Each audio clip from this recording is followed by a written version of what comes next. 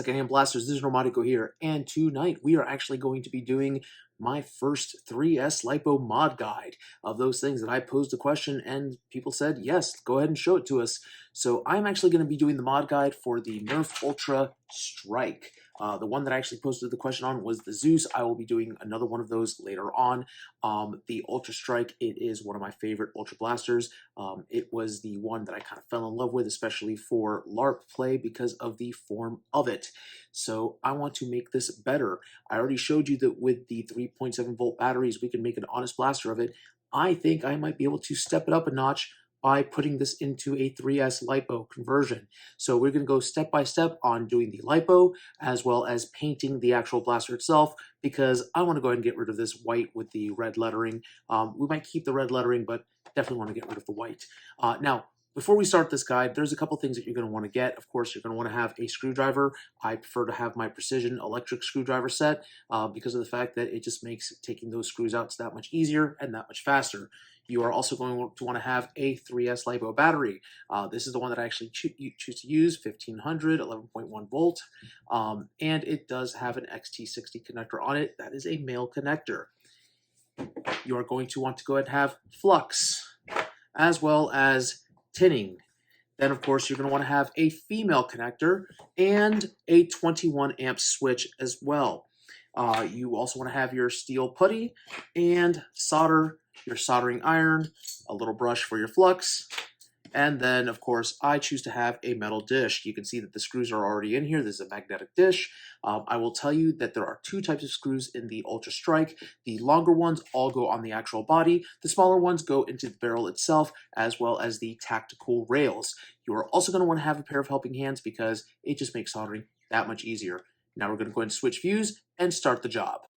So starting out, you're going to see that I've actually already removed all of the screws from the blaster itself. Now, one of the things I'm going to point out is that the battery door, I went ahead and removed it. This is going to be the challenging part because we are going to have to gut that entire inside where the battery shell is in order to make space for our LiPo battery. So now we're going to go ahead and actually take apart this blaster and see what the insides look like. Okay, so you can see that I struggled with the little plastic sight there. That's because of the plastic screw that's in there. It's kind of long, and it's just a mount that holds the screw that you screw in. We want to make sure that we keep that because we're going to be placing that back in later on, so let's try not to lose pieces. And now I get an actual screwdriver because I realized that there was one screw I forgot. I always forget one screw for some reason. It's my curse.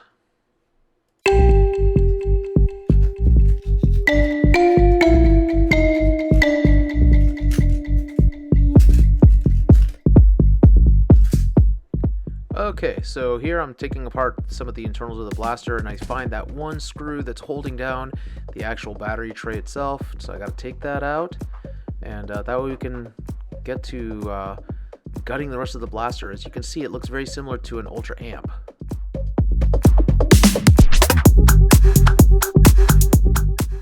So right around here is when I realized just how shallow of a shell that we had, and that my LiPo battery might not fit in here as easily as it did with the actual Ultra Amp.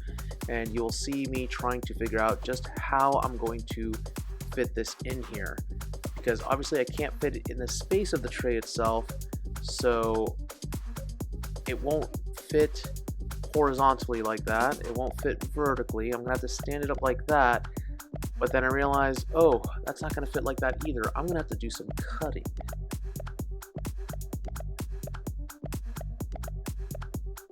And there you can see that I'm trying to measure out exactly where I'm going to place the battery, so, and which way the wiring is going to go. Now I decide that I realize, okay, it's time to unscrew this here and start clipping things out.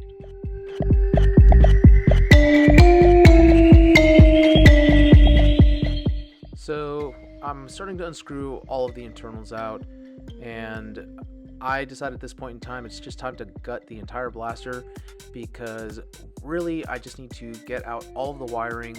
I need to get out this internal mechanism cage here, and I also need to get the access to the flywheels themselves, because that's where I'm going to need to solder. But since I am going to paint the blaster, I also want to go ahead and actually take everything apart. So I'm going to gut the blaster right now, and yeah, we're going to go ahead and skip ahead to the soldering here shortly.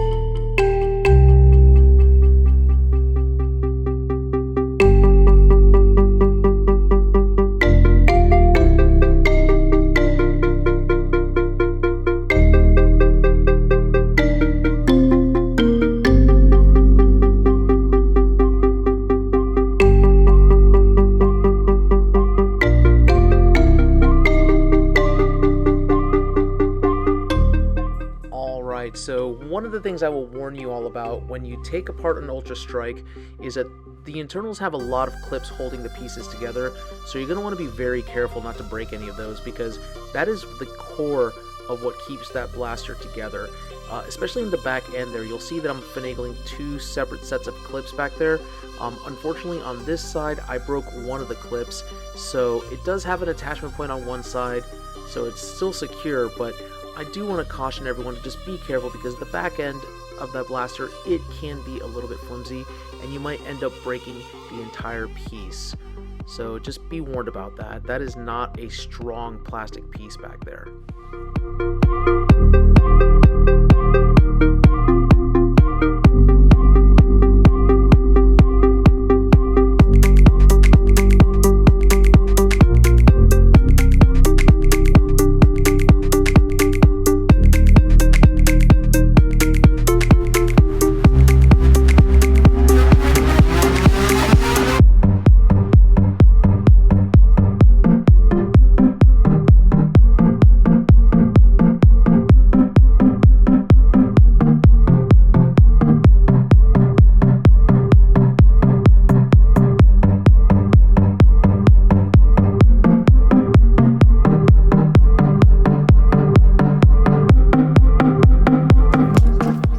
So now that the entire blaster is taken apart, I'm actually observing and I'm noticing the damage and trying to plan out what I'm going to do next. I am mentioning here that I'm going to be painting the entire blaster blue. I'm going to be sanding down everything and maybe adding a gold stripe just for decoration. That's one shell down. We are going to go ahead and skip ahead from the other side because there's no need to show you the same thing twice. So you of course want to sand down all of the shell, rough out all the smooth edges, that way the paint sticks. So real quick lesson on sanding. Okay, time to get to the meat and potatoes, the actual soldering part. I am using my soldering iron to go ahead and actually warm up the solder points for the pre-existing wiring. That way I don't have to worry about clipping anything. It's just easier and neater this way. Of course, you do have the actual chip that's there, and I want to go ahead and actually warm those up. Now, some people will go ahead and rip off those chips. I try to be a little bit neater than that, only because it makes resoldering that much easier. So I'm going to grab my needle nose pliers and pull as I am warming up that solder so I can actually get a clean break. Of course, the chip itself does break completely, but it's not stuck to the motor, which is the important part.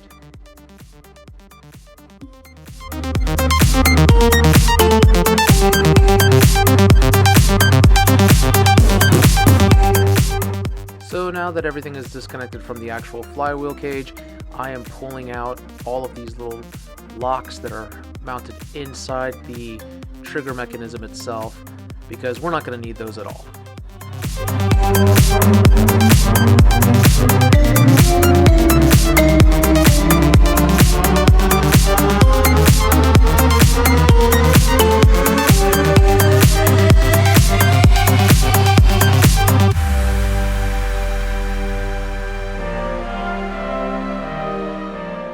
Okay, so we are going to start with the positive wire. This is a 16 gauge wire, which in hindsight was not the best gauge to use. It's a little bit thicker than I normally do, but this is what they had available at the hardware store. I'm going to actually end up rewiring this blaster with 18 gauge just to make life a little bit more manageable. There's my 21 amp switch, and there's my XT60 connector. So of course we're going to do the positive, and I'm snipping the positive wire where I'm going to connect on the first part of the motor, and then the second part I'm going to actually just cut this shell out as well, so I can just do an easy solder point, and then the other side is going to go directly into COM.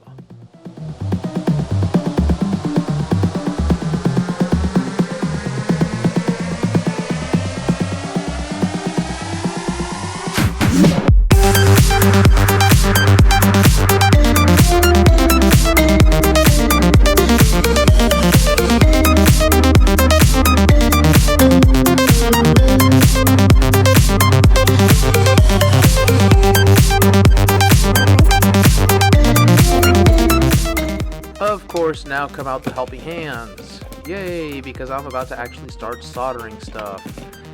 So helping hands, if you do not have a pair of these I actually got off the Walmart app. They were about $14. They have a nice sturdy base. It comes with 4 different hands, which is really cool because that way you can actually use multiple attachment points to hold things steady. But usually I only use about 2 of these. So as you can see, I'm holding down the wire close to my first soldering point, and now I'm getting my brush and my flux ready because, yeah.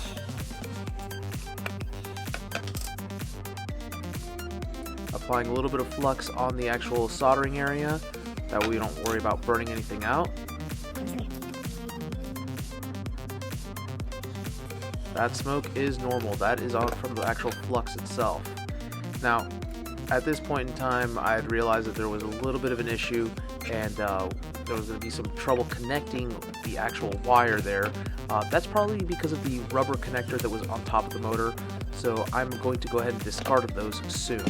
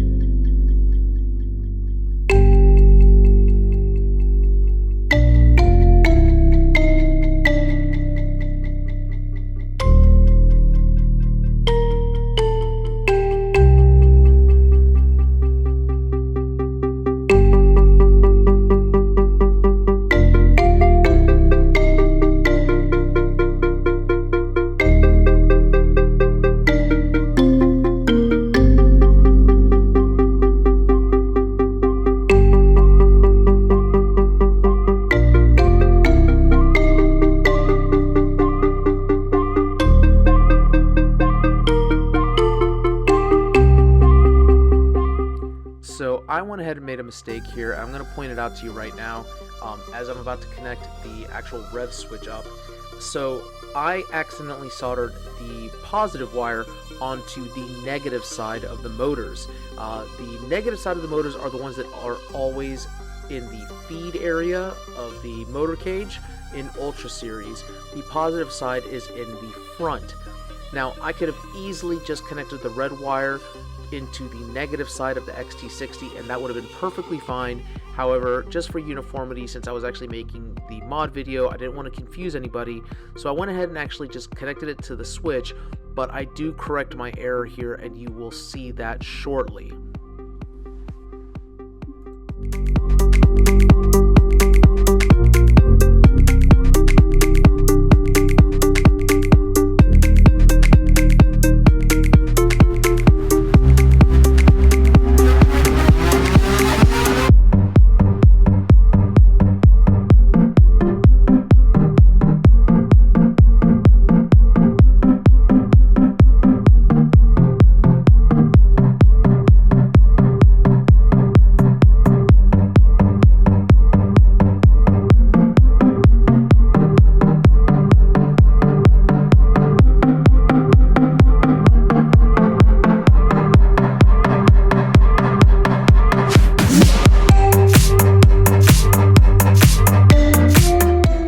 Okay, so you didn't miss much. I just did a cross dissolve here to show you when I am starting to cut the negative wire. All that you missed was me having a discussion with somebody that was watching a movie in the background.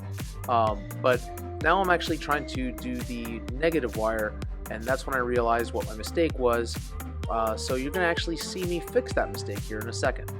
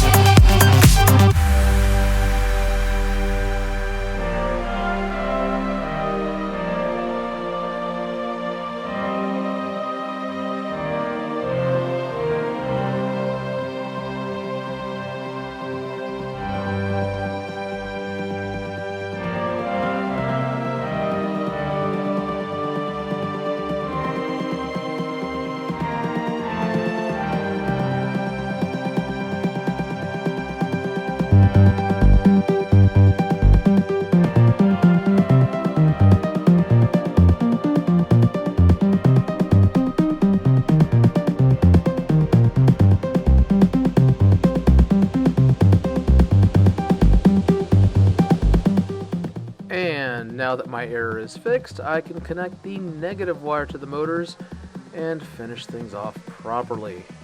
Of course, now I am trying to figure out which way we're going to be feeding this wire so that everything feeds the right way when we actually put the blaster back together.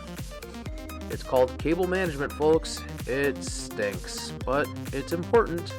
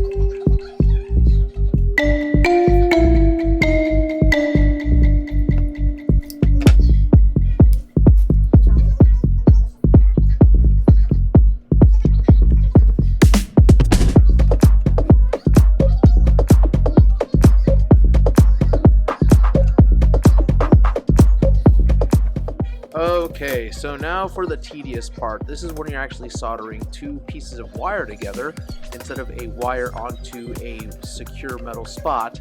Unfortunately, by this point in time, my soldering iron tip was already starting to show signs of damage. I had a lot of oxidation on this and rust that I had shaved off, so it didn't work out as easily as it should have.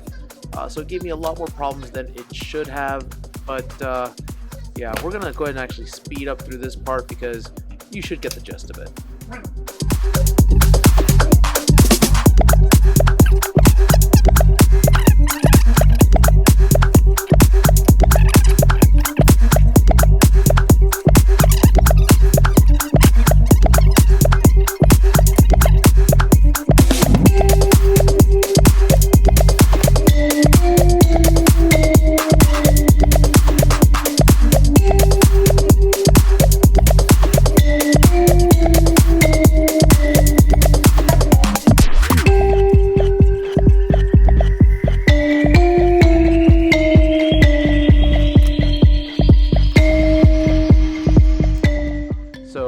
Skip ahead because I had to perform some maintenance on my soldering iron.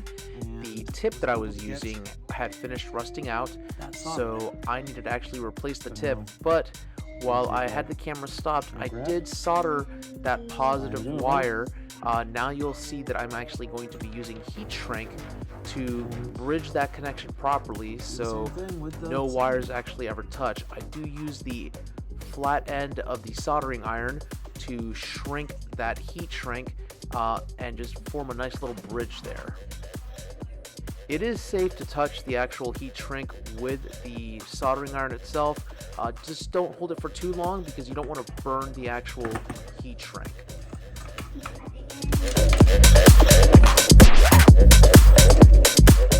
Of course, now to test the actual wiring job here, I'm going to grab my LiPo battery. Normally you could do this with a 9-volt battery before you actually put the XT60. However, since this is not the first time I've worked on an Ultra Blaster, I know exactly where it needs to be plugged in, where I need to do the solder joints in order to get it to work. So I'm revving the trigger. I do see that the actual trigger works. I'm looking to see how I can actually put the dart in. That way it will shoot out. I just happen to have an Ultra Dart nearby. And success. So that dart did actually shoot. Now I will tell you though that the blaster itself shoots a lot faster. This is when I noticed that there was something wrong with the motors. However, for the sake of the guide, I was going to go ahead and actually put everything back together. Try putting this all back together. Okay, so the soldering part is done, which was surprisingly the easy part of the entire modification. Now comes the difficult part, where I need to find a way to make this much larger switch fit into this small area and modify the rev trigger so that that rev trigger can actually push up against the switch and activate it. So there's going to be a lot of cutting involved here, and yeah, we're going to have to get pretty creative with this one. Okay, so I have resolved to just cutting out the little area where the old switch was resting in. I removed the actual spring mechanism there, and that is where I'm actually going to put the new switch in there. I resolved to actually use some steel putty. That way the switch, when we do set everything back into the handle, it will rest in such a fashion so that that rev trigger will just push right up against it. And there I am measuring the actual rev switch where I need to cut in order for that to happen.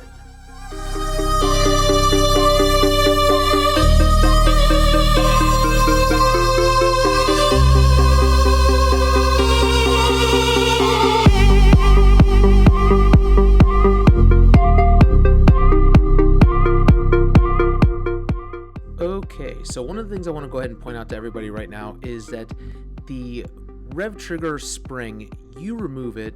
However, the switch itself, it does have an internal spring mechanism. So when you let go of the rev trigger, the internal spring of the switch will actually push the rev trigger back out if you mount it properly. So it is safe to remove that internal spring without worry.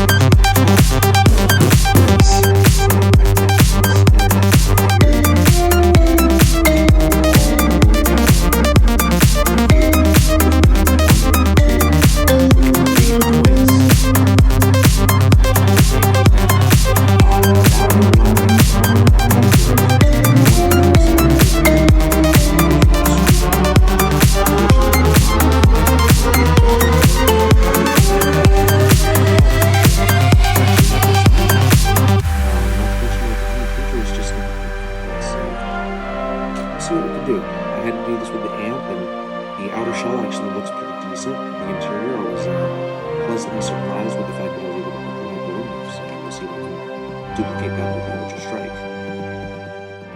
Okay, so what you see here is that I went ahead and actually separated the battery tray. There were two pieces, one that I was able to unclip. That allows me to get access to the main part of the tray, which I'm actually going to cut out, and you can use a Dremel on this. I used my snips, just that way it would allow me to do a cleaner cut. I'm actually going to skip past this part because I'll be honest with you, it took me about a good 45 minutes of cutting plastic and using a hobby knife to make that look a lot cleaner. So next you're going to see when actually I set that back into the blaster. Okay, so about 45 minutes later and a big gigantic pile of plastic to discard, I am done cutting out the center section of the battery tray. Now I'm actually going to put the internals back in there. I'm not done entirely with the battery tray because, as you'll see, it needs to get one more cut just so I can actually make sure that the LiPo fits in there. But I'm not going to be able to judge that cut until I put the rest of the internals of the blaster back in. So this part is where it gets a little bit tricky because you want to make sure that the wires are set just right. Unfortunately, when I cut my wires, I cut them a little bit too long, and since I used a much thicker 16 gauge wire, which is, normally I use an 18 gauge, the wires don't want to cooperate as well. I do manage to fit them all in here, but it's a very tight fit. So I will warn you that when you put the blaster back together, you do want to make sure that all the wires do fit in properly, and that orange piece, it does fit in properly. You don't want to crush the wires because you also want to make sure that that push rod shoots those darts through that motor.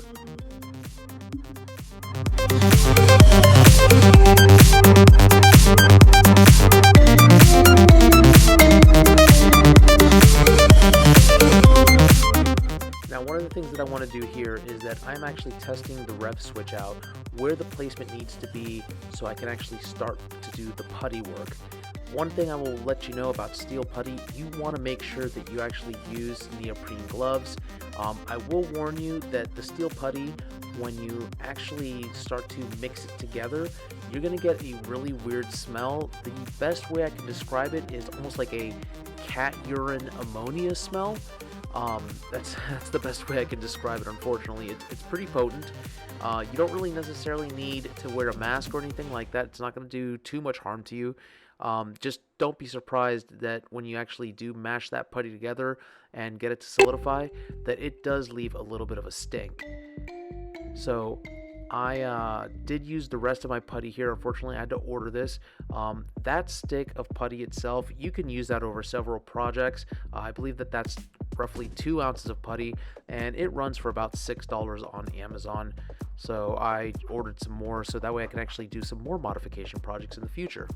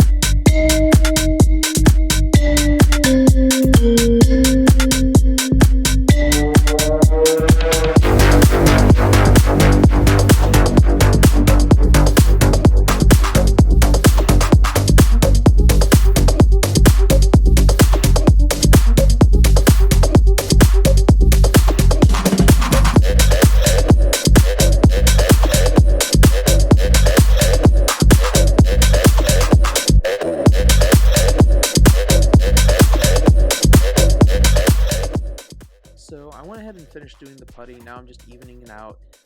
After the putty is set, you want to wait for at least 4 hours before you try to move anything. It's okay if you actually move around the blaster a little bit, but just it does take at least 4 hours for that putty to harden.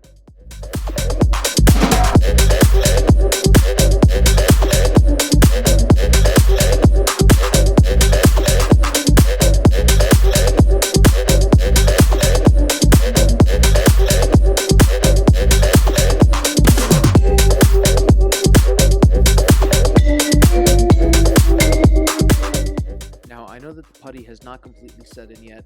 However, I'm not messing with the trigger or anything like that, so the switch should not move. All I'm doing is actually putting the wiring back in where I believe it's going to be resting, and then I'm going to put the blaster back together, only because I need to figure out exactly how I'm going to put this LiPo in there. I will tell you that I do end up cutting the orange mechanism a little bit. There is about a 1.5 inch long orange plastic piece there that's part of the rod that actually pushes the dart. I was able to trim about a 1/4 inch in a diagonal cut, and that allowed the battery to fit in properly. But now what I'm doing is actually trying to figure out where I need to cut the rest of the battery tray so that the LiPo can fit in and we can actually close the blaster.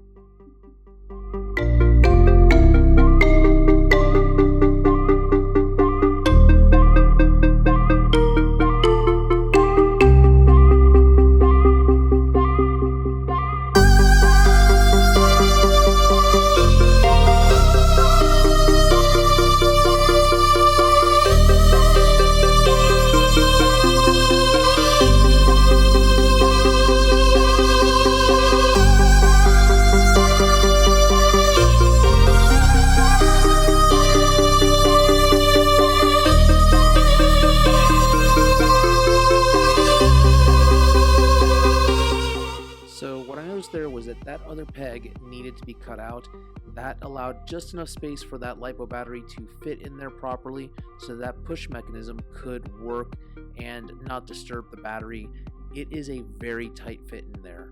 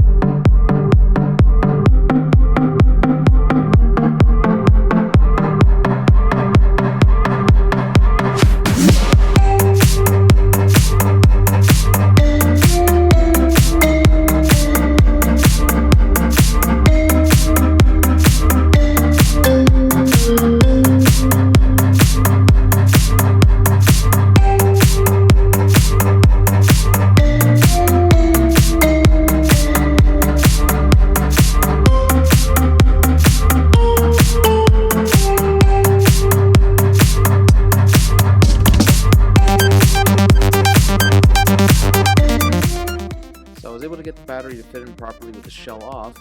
Now it was time to put everything back where it goes and put the shell back together and see if I can do it again.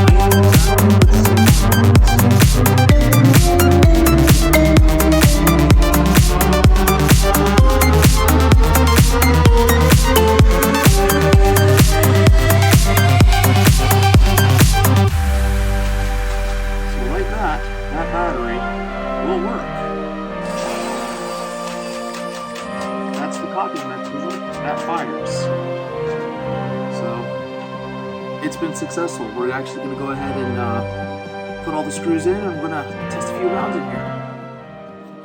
Alright, so it is back together, and that 3S LiPo is purring. Now, I will tell you that I did not test this blaster before putting the conversion in. This is one that I actually picked up off the marketplace. It was used, so I don't know what speed I'm going to get out of these. I tell you that these motors, they sound a lot quieter than most of my other Ultra motors do with the 3S LiPo, so I think the motors themselves might not be working as well as they should be, but it does fire. So we got that at least. Unfortunately, I don't have the chronograph hooked up right now, or else I'd test them to see it, but I know that with a 3S LiPo, I have the amp hitting around 150, and my Ultra 1, which I call the Ultra Midas because of its color scheme, is also hitting that 150 average. This one, given the sound of it, if I'm hitting in the hundreds, that'll be great, but all in all, it has a 3S LiPo in it. I might actually have to take it apart later on and see if I can do a motor swap. And also, while I'm at it, clean up that wire mess. But that is how you do the 3S LiPo conversion on the Ultra Strike. And as you can see, the battery cover does fit in there.